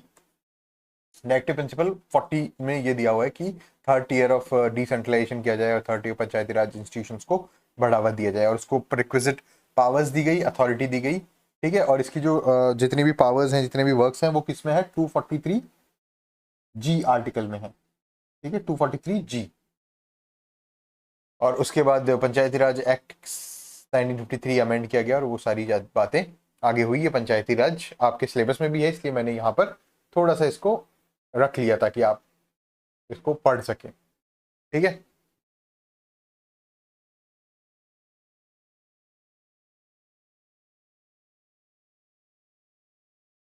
The Panchayati Raj act 1953। आगे चलते हैं। पंचायती राज 1994 1996 में चेंज हुआ। 3 टीयर स्ट्रक्चर्स हैं यहाँ पर, ठीक है। मतलब ये थर्ड टीयर ऑफ गवर्नमेंट है पंचायती राज सिस्टम, लेकिन इसमें भी 3 टीयर है। एक गांव के लेवल पे क्या आता है? ग्राम पंचायत, ठीक है। फिर ब्लॉक के लेवल पर क्या आता है? पंचायत समिति। बहुत सारी ग्राम पंचायत जो है वो मिलकर क्या बनाती है? पंचायत समिति। और बहुत सारी ग्राम पंचायत समिति जो है वो मिलकर बनाती है जिला परिषद, जो कि डिस्ट्रिक्ट लेवल पर होता है, ठीक है। जिला परिषद सदस्य होते हैं या पंचायत समिति सदस्य होते हैं, यहाँ पंच होते हैं और जो हेड होता है वो कहलाता है सरपंच। यहाँ पंचायत समिति मेंबर होते हैं और जो हेड होता है वो कहलाता है प्रधान। और यहाँ जिला परिषद में जिला परिषद मेंबर होते हैं और इनका एक हेड होता है, ठीक है। तो ये 3 टीयर ऑफ गवर्नमेंट यहाँ पर हो गई। अब इसके कुछ फीचर्स हम देखेंगे। फीचर्स में क्या है? डिसेंट्रलाइजेशन के लिए पंचायती राज डेवलपमेंट डिपार्टमेंट काम कर रहा है। डिसेंट्रलाइजेशन हो रहा है, ग्राउंड लेवल पे डिसीजन मेकिंग होती है, ग्राउंड लेवल पे फंड्स का एग्जीक्यूशन होता है। और ये चीजें कहाँ से शुरू हुई? 73rd कॉन्स्टिट्यूशनल अमेंडमेंट 1992 से ये चीजें शुरू हुई। पैसा रूल्स जो है, panchayat extension to scheduled areas का इफेक्टिव इम्प्लीमेंटेशन करवाया गया, ठीक है। उसके बाद रिक्रूटमेंट जो है पंचायती राज इंस्टीट्यूशंस के लिए वो होते हैं, ठीक है। Special focus on women representatives, यहाँ पर विमेन रिप्रेजेंटेटिव्स की बात की गई। मैंडेटेड रूल्स हैं, ठीक है। Building up organisational capacity of PRI, panchayati raj institution की ऑर्गेनाइजल कैपेसिटी को बढ़ाया गया। Professional capacity of elected representatives को बढ़ाया गया, ठीक है। Special focus on women representatives. अब एक चीज और होती है, महिला सरपंच होती है, महिला सीट आती है, महिला सरपंच होती है, लेकिन वहां पे उसका पति काम करता है। तो इस तरह की प्रैक्टिसेस को जो प्रैक्टिकल ग्राउंड लेवल पे चल रही है उनको खत्म करके special focus on women representative किया जाना चाहिए। डिसेंट्रलाइज्ड पार्टिसिपेटरी प्लानिंग, प्लानिंग जो है वो कैसी होनी चाहिए? पार्टिसिपेटरी होनी चाहिए, मतलब ग्राम सभा का हर व्यक्ति पार्टिसिपेट करे प्लानिंग में। और ये क्या होती है? डिसेंट्रलाइज होती है और इंटीग्रेटेड होती है, कि ग्राम पंचायत लेवल पर हो, फिर पंचायत समिति लेवल पर हो और फिर जिला परिषद लेवल पर हो। डन। आगे चलते हैं। सोशल ऑडिट की बात मैं ऑलरेडी मनरेगा में कर चुका हूँ। सोशल ऑडिट क्वालिटेटिव ऑडिट होती है जिसमें direct impact of a particular scheme जो है वो बताया जाता है। स्ट्रेंथनिंग ऑफ ग्राम सभा होनी बहुत ज़्यादा जरूरी है for the effective social audit. अब ग्राम सभा क्या होती है ये भी मैं आपको बता चुका हूँ। जितने भी adult members of gram panchayat है, 18+ मेंबर्स हैं, वो कॉन्स्टिट्यूट करते हैं ग्राम सभा को। और यही क्या करती है? सोशल ऑडिट करती है। सोशल ऑडिट से क्या होता है? ट्रांसपेरेंसी इंश्योर होती है और अकाउंटेबिलिटी इंश्योर होती है, उत्तरदायित्व और पारदर्शिता। Done. Mitigating regional backwardness through PRI. अब क्या होगा? पहले क्या होता था कि भाई एक जो गांव है वो बहुत इंटीरियर में है, तो उस इंटीरियर में होने के चक्कर में उसको वो स्कीम्स का बेनिफिट नहीं उठा पाती है, नहीं उठा पाती, वहां पे गवर्नमेंट नहीं पहुंच पाती। लेकिन अब पीआरआई के थ्रू कितना ही इंटीरियर गांव हो वहां पर गवर्नमेंट पहुंच रही है, चाहे वो थर्ड टियर ऑफ गवर्नमेंट ही क्यों ना हो। Access to sanitation, clean environment और ये सारी चीजें, solid and liquid fuel management, और ये सारी काम कौन करता है? पंचायत राज इंस्टीट्यूशन करते हैं विद द हेल्प ऑफ 243 जी में जो पावर्स दी गई है उसके तहत, ठीक है। आंगनवाड़ी, टॉयलेट, यूरिनल्स और ये सारी चीजें, ट्रांसपेरेंसी, अकाउंटेबिलिटी, ई एनेबलमेंट किया गया है, ठीक है। ई एनेबलमेंट क्या है? अब ये बहुत इंपॉर्टेंट चीज है। ई एनेबलमेंट, ठीक है, मतलब ऑनलाइन उसको फंक्शन करना, ठीक है, कि सारी चीजें, सारे कागज, सारे डॉक्यूमेंट्स वगैरह जो है वो ऑनलाइन हो गए हैं, ई एनेबल हो चुके हैं, ठीक है। इसकी वजह से क्या होता है? ट्रांसपेरेंसी बढ़ती है और अकाउंटेबिलिटी बढ़ती है इन द फंक्शन, ठीक है। उसके बाद important topic 15th finance commission. अब 15th की जहां बात आती है, नंबर आ गया, बड़ा नंबर है, ठीक है। तो ये मैं आपको याद रखने के लिए बता रहा हूँ, बड़ा नंबर है तो ये नेशनल लेवल का फाइनेंस कमीशन है। 15th फाइनेंस कमीशन जो है वो नेशनल लेवल का फाइनेंस कमीशन है, और राजस्थान लेवल पे जो स्टेट कमीशन चल रहा है वो 6th चल रहा है अभी। ठीक है,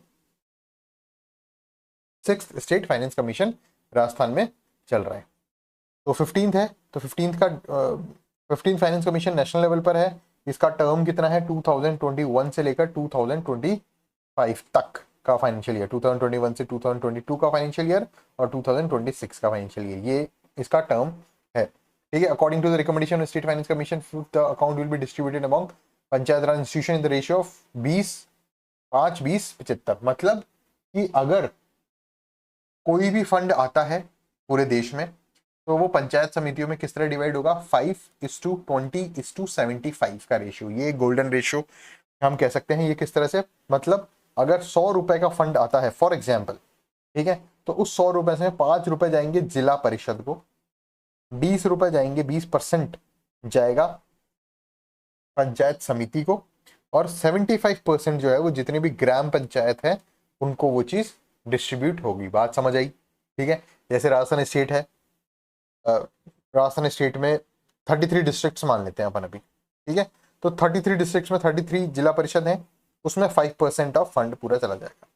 पंचायत समिति जितनी है उतना 20% फंड चला जाएगा सारी पंचायत समिति में, और ग्राम पंचायत का नंबर बहुत ज्यादा है, उसमें कितना चला जाएगा, 75% फंड चला जाएगा। बात समझ आई? 5:20:75 का रेशियो जो है वो फंड डिस्ट्रीब्यूट होगा अमॉन्ग द जिला परिषद, panchayat Samiti and gram panchayat, basis of the population 2011 की पॉपुलेशन। ठीक है, अब in the final report of 15 finance commission में क्या, फाइनल रिपोर्ट में क्या किया गया कि 40% of the recommended grant will be in the form of untied grant. अब जो ग्रांट होती है वो भी दो तरह की होती है, ठीक है, टाइड एंड अनटाइड। ठीक है, तो 40% जो होगा वो अनटाइड ग्रांट होगी और टाइड ग्रांट होगी 60%। बात समझ आई?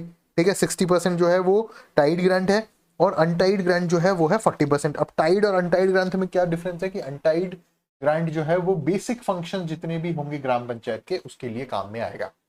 ठीक है, ये इतना डेप्थ में जाने की जरूरत नहीं है। वैसे मेरे हिसाब से ये चीजें, ये जो ये डेटा है ये पूछे जाने की आवश्यकता नहीं है, लेकिन फिर भी आप याद ध्यान रख लीजिए 60-40 का रेशियो है tied and untied grant by 15th finance commission. आगे चलते हैं, 6th state finance commission. 5 marks का क्वेश्चन जो है वो आया हुआ है। ठीक है, किसमें, RS मेंस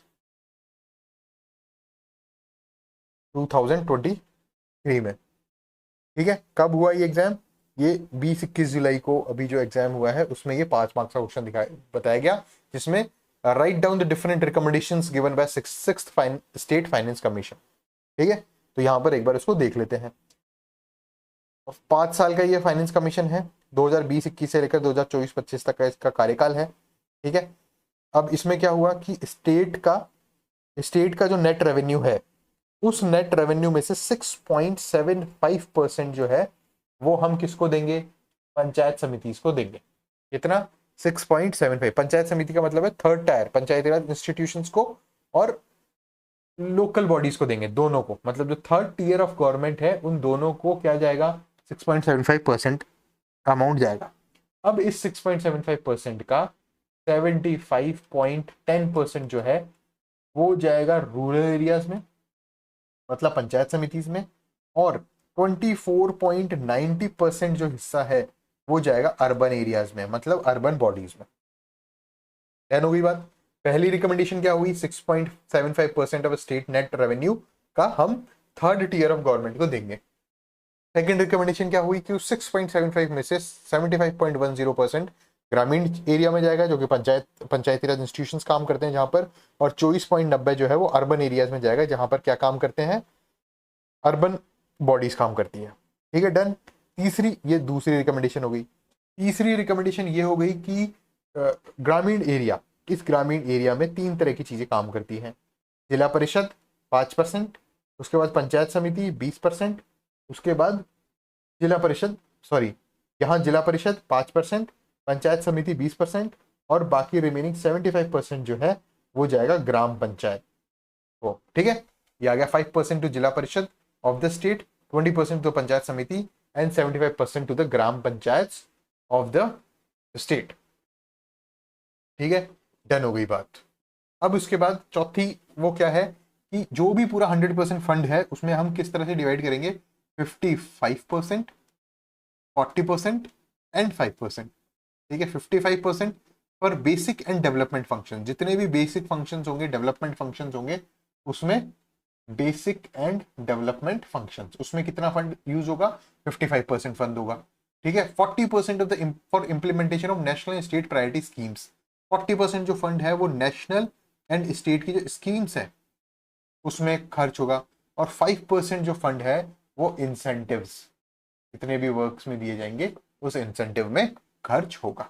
तो ये 4-5 यहाँ पर हमने रिकमेंडेशन पढ़ी है 6th स्टेट फाइनेंस कमीशन की, जो आप एक बार और याद कर सकते हैं ताकि ये प्री एग्जाम में पूछा जा सकता है। आगे बात करते हैं स्वच्छ भारत मिशन की। स्वच्छ भारत मिशन में राजस्थान को 31 मार्च 2018 में क्या मिल गया, ओडीएफ स्टेटस मिल गया। ओडीएफ स्टेटस क्या है, ओपन डेफिकेशन फ्री, मतलब राजस्थान 31 मार्च 2018 को ओपन डेफिकेशन फ्री हो गया।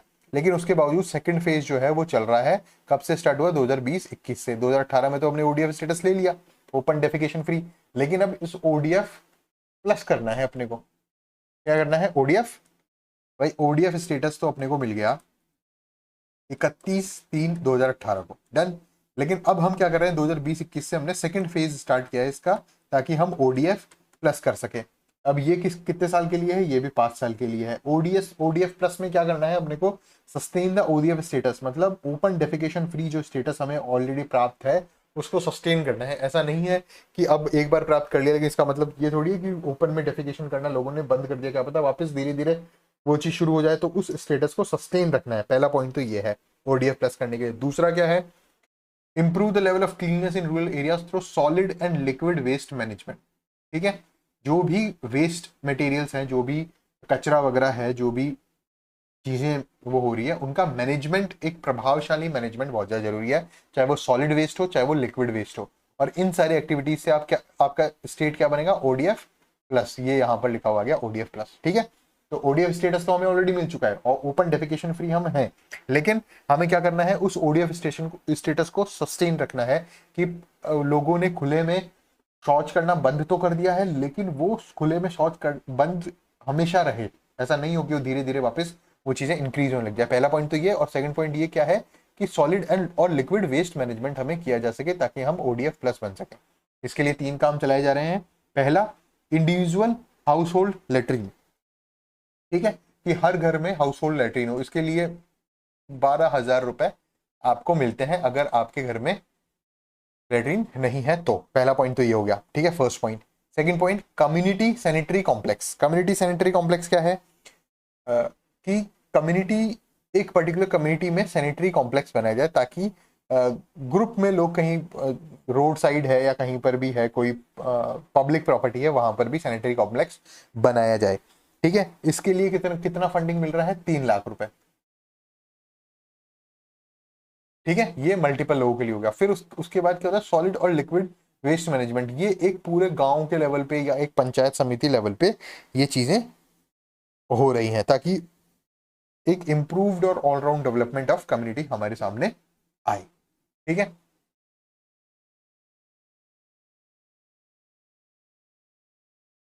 Panchayat development plan. Panchayat development plan में क्या है, फाइनेंशियल रिसोर्सेज जो हैं वो किस तरह से यूज किए जाएंगे ग्राम पंचायत द्वारा, ये पंचायत खुद जो है वो बता रही है, खुद प्लानिंग कर रही है। ये प्लान कब शुरू किया गया, Gram Panchayat development plan is being prepared in the year 2015।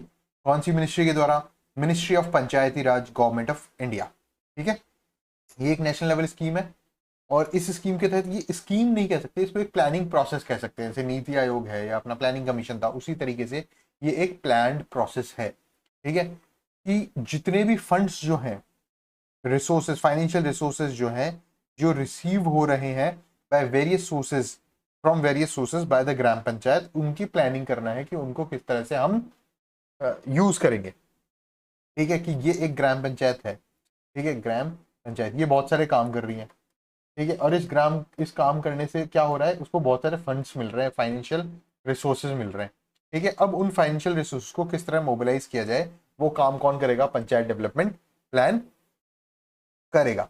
अब इसके लिए बहुत सारी नीड्स और प्रायोरिटीज को सेट किया गया बाय द ग्राम पंचायत। ठीक है, और वो ग्राम पंचायत की नीड्स और अप्रूव कौन करेगा, वो सारी चीजें जो भी नीड्स और प्रायोरिटीज हैं ऑफ द ग्राम पंचायत, वो अप्रूव कौन करेगा, वो अप्रूव करेगा ग्राम सभा। वही सारी चीज आएगी, पूरी पावर यहाँ पर किसको दी हुई है, ग्राम सभा को।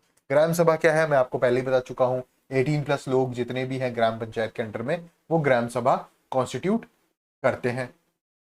ठीक है, आफ्टर अप्रूवल ऑफ ग्राम सभा एक्शन प्लान, ठीक है, क्या हो रहा है कि ग्राम सभा ने उसको चेक कर लिया, उसके बाद अप्रूवल हो गया, और अप्रूवल ऑफ ग्राम सभा जब दे दिया तो वो अपलोड हो जाएगा, वो कहां पर, ई ग्राम स्वराज पोर्टल पर। क्या चीज, डेवलपमेंट प्लान। अब यहाँ पर क्या हो रहा है, फाइनेंशियल रिसोर्सेज कहां से आ रहे हैं, ग्राम सभा के द्वारा ही आ रहे हैं। ठीक है, ऑब्वियस है कि ग्राम पंचायत में रहने वाले लोग ही फाइनेंशियल रिसोर्सेज दे रहे हैं विभिन्न विभिन्न कार्यों द्वारा, और वो फाइनेंशियल रिसोर्स किस तरह से मोबिलाइज होंगे, इसका जो प्लानिंग प्रोसेस है वो भी पूरी तरीके से ग्राम सभा ही अप्रूव कर रही है। और अप्रूव करने के बाद कहाँ अपलोड करिए, ग्राम स्वराज, ई ग्राम स्वराज पोर्टल पर, और यहाँ से वो अपलोड होने के बाद फिर वो पंचायत समिति में उसी तरह से वो फाइनेंशियल रिसोर्सेस यूज किए जा रहे हैं। तो कितनी मतलब एक ट्रांसपेरेंट प्रोसेस है कि जो फाइनेंशियल रिसोर्सेज ग्राम सभा के हैं वो ग्राम सभा के लिए ग्राम सभा ही उसका प्लानिंग प्रोसेस कर रही है।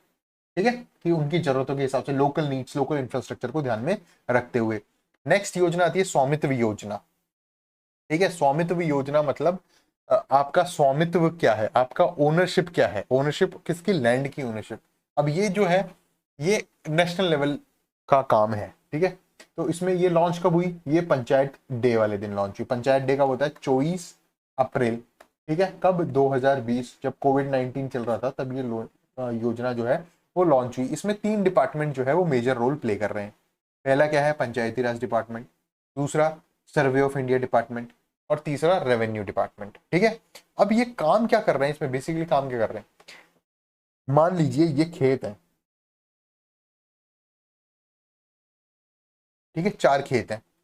अब इनकी बाउंड्रीज कैसे होगी, इनका एरिया क्या होगा, वो डिटर्मिनेशन, इनका स्वामित्व किसके पास है, वो सारा जो डेटा है, जो डिजिटल मैप है, वो सारी चीजें इस योजना के तहत काम में आ रही है। कैसे काम में आएंगी, सबसे पहले काम करेगा सर्वे ऑफ इंडिया डिपार्टमेंट।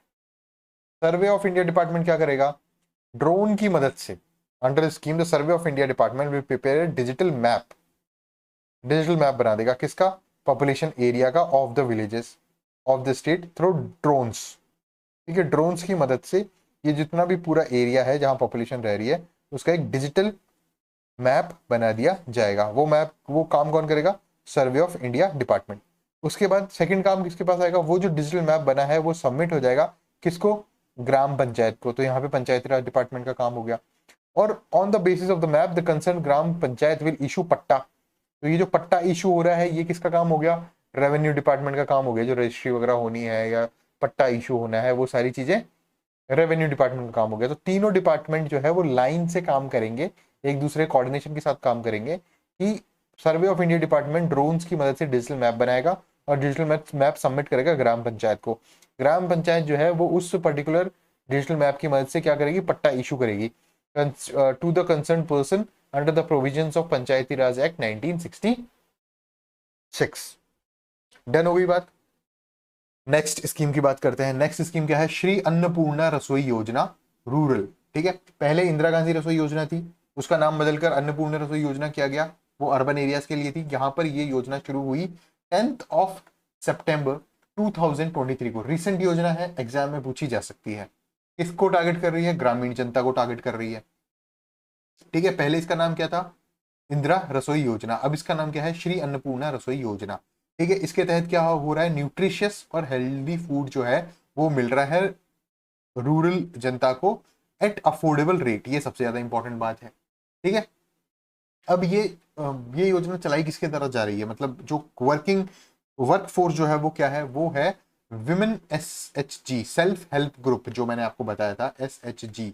ठीक है, लास्ट चैप्टर में अपनी इसके बारे में बात हुई थी, नहीं इसी चैप्टर में बात हुई थी, वो राजीविका की बात यहाँ पे की जा रही थी।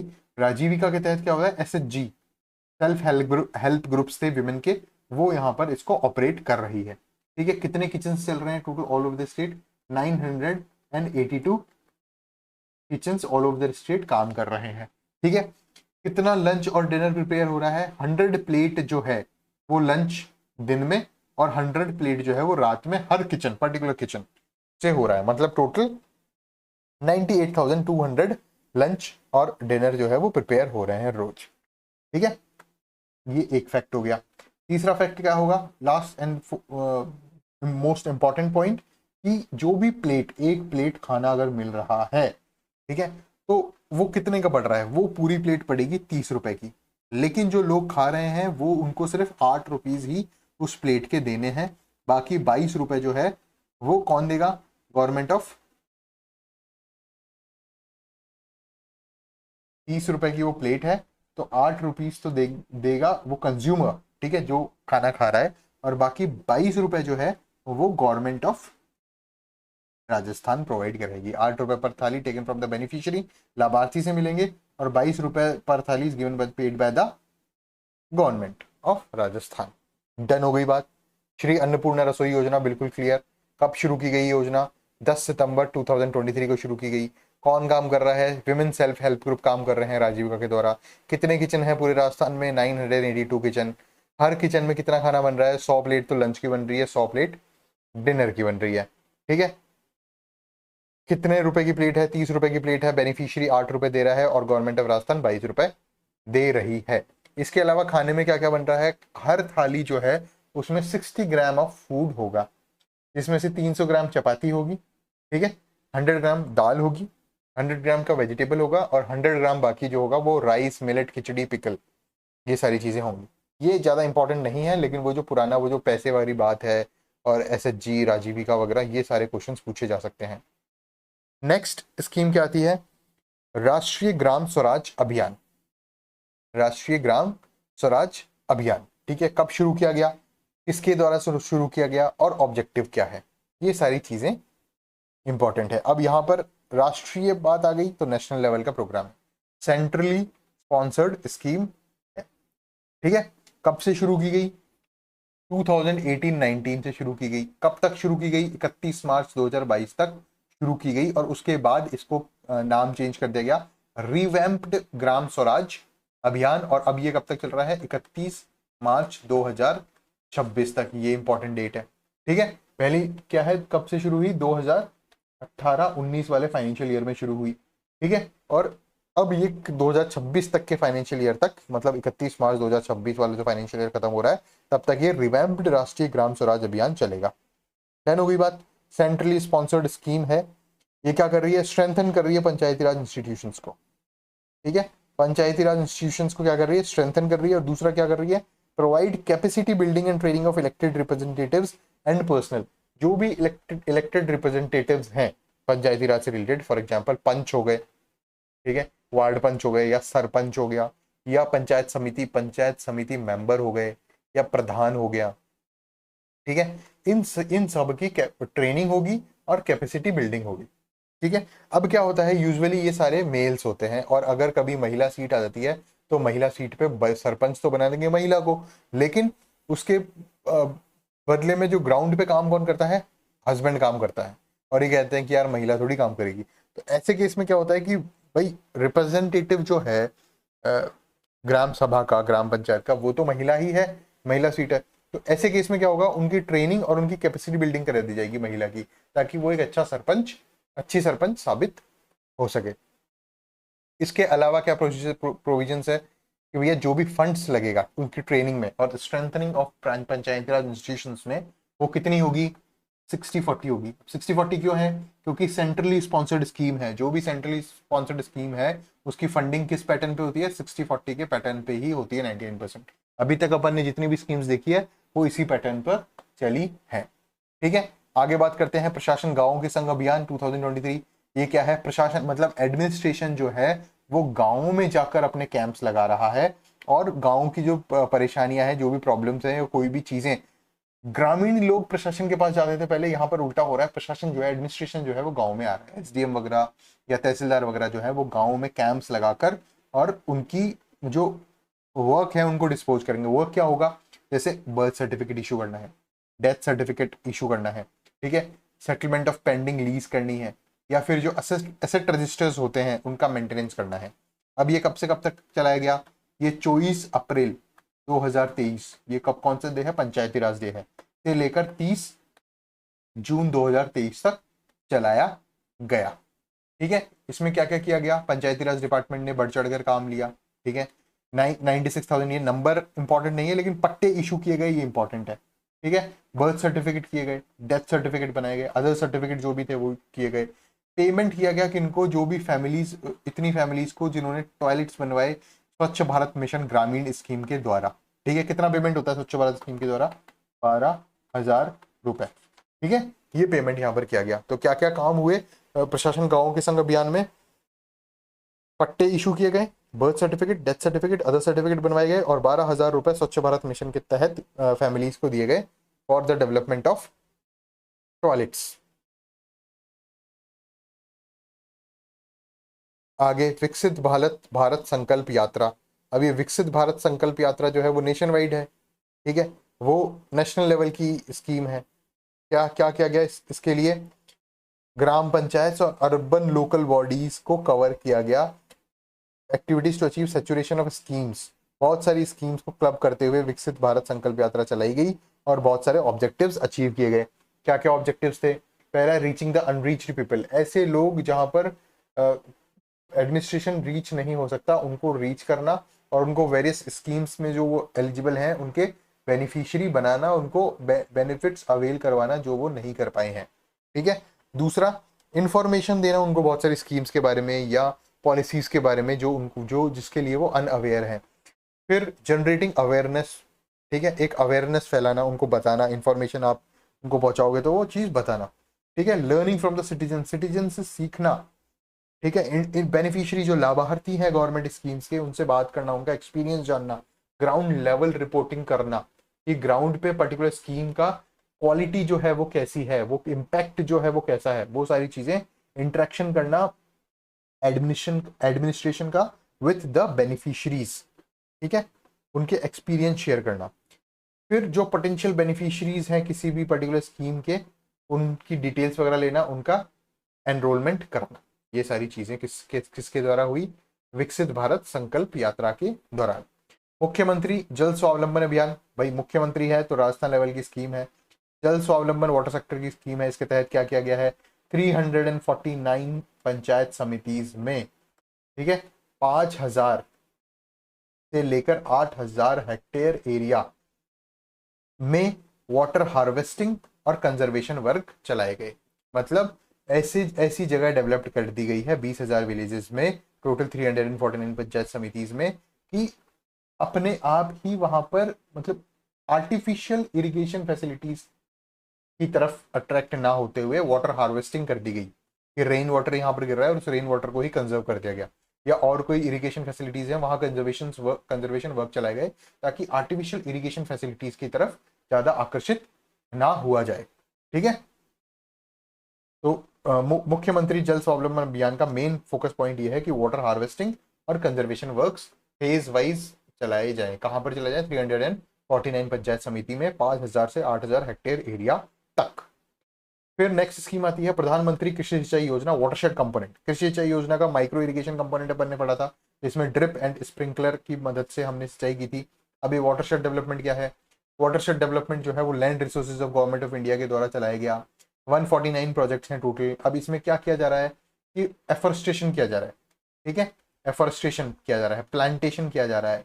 ठीक है, वाटरशेड एरिया को डेवलप किया जा रहा है कि वहां पर ज्यादा ग्रीनरी हो, वहां ज्यादा प्लांट्स हो, वाटर कंजर्वेशन एक्टिविटीज वहां पर चलाई जा सके, जिससे वाटरशेड कंपोनेंट जो है वो ऑटोमेटिकली जो वाटर है, जो रेनफेड एरिया है, उसका डेवलपमेंट प्रधानमंत्री कृषि सिंचाई योजना वाटरशेड कंपोनेंट 2.0 के द्वारा किया जा सके। जो भी डिग्रेडेड लैंड है, जो भी रेनफेड लैंड है, जहां पर कोई आर्टिफिशियल इरिगेशन सोर्सेज नहीं मिल पा रहा है, उसका डेवलपमेंट किया जाए, मॉइस्चर कंजर्वेशन एक्टिविटी की जाए, सॉइल कंजर्वेशन एक्टिविटी की जाए, हार्वेस्टिंग स्ट्रक्चर्स क्रिएट किए जाए, या फिर जो ऑलरेडी क्रिएटेड है उनको रिजुविनेट किया जाए।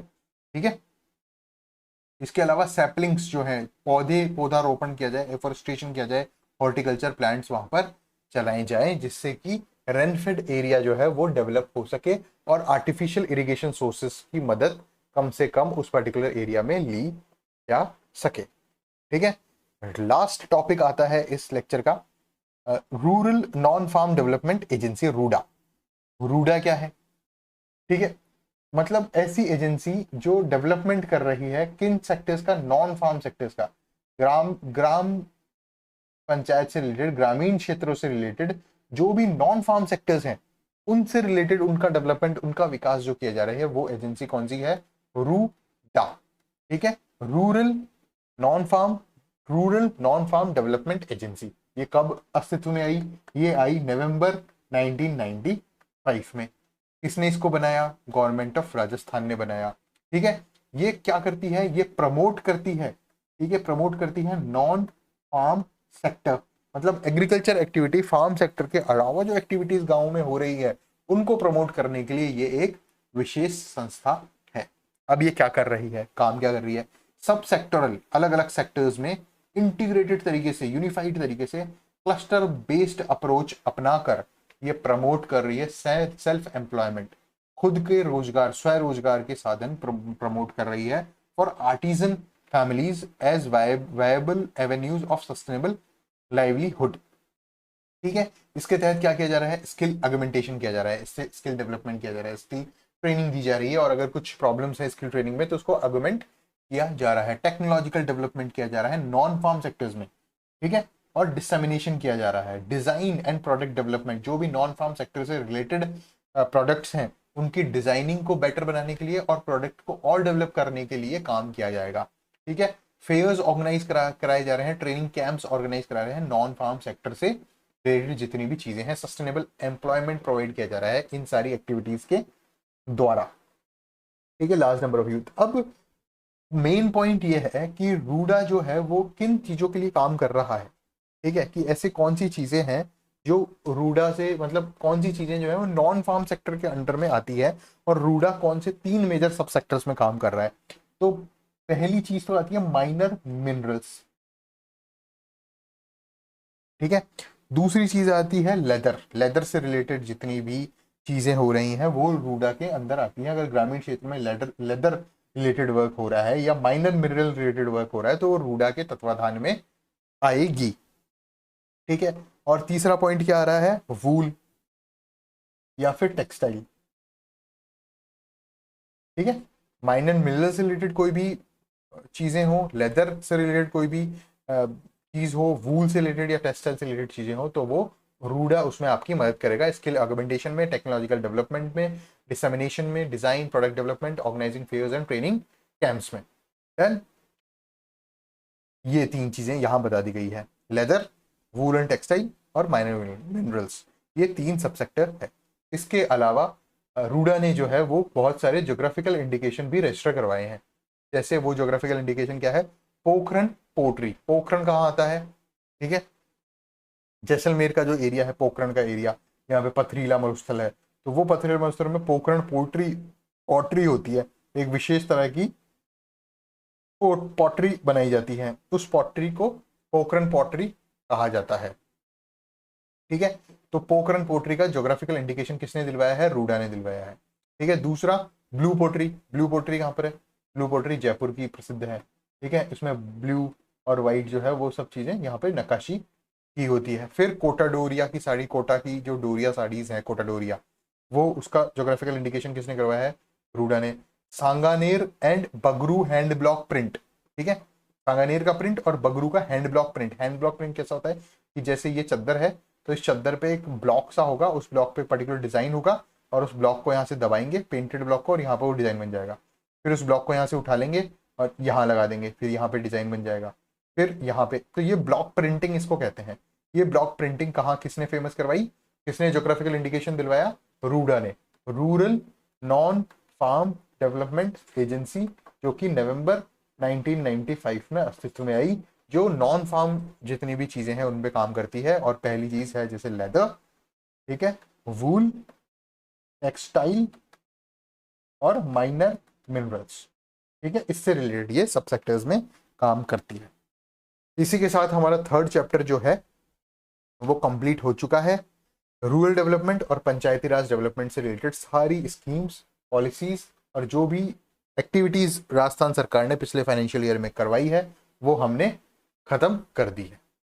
ठीक है, इसी के साथ हम ये थर्ड चैप्टर जो है ये कंप्लीट करते हैं और इसके बाद मैं शुरू करवाऊंगा नेक्स्ट लेक्चर जो कि होगा इंडस्ट्रियल डेवलपमेंट से रिलेटेड। फोर्थ चैप्टर जो होगा वो इंडस्ट्रियल डेवलपमेंट का हम स्टार्ट करेंगे नेक्स्ट लेक्चर में। थर्ड चैप्टर जो है वो अपना कंप्लीट हो चुका है। टोटल 11 चैप्टर्स हैं, थर्ड 3 चैप्टर्स हम पूरी अच्छी तरह इन डेप्थ कंप्लीट कर चुके हैं। ठीक है, थैंक यू फ्रेंड्स।